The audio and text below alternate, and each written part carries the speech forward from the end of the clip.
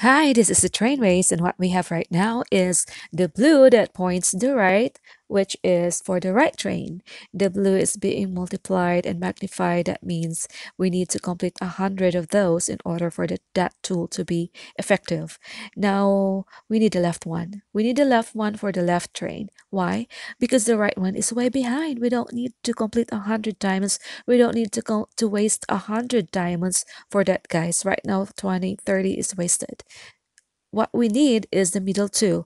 This middle two, if they appear on the right one, not the right blue, not the right blue, the middle two. If it appears on the multiplier, then that would be perfect.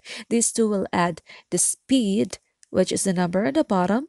The orange one is for the speed. It will add up the speed, and the red one, it will add the distance. It adds up the distance. So let's watch out for these two, guys, because if it's being multiplied to now times 3, it will be useful, not the blue one, not the blue that will slow down the right train. They're already behind. Now these two, if it's multiplied by 3, we have to use that one. Use 100. Right now we're wasting 43.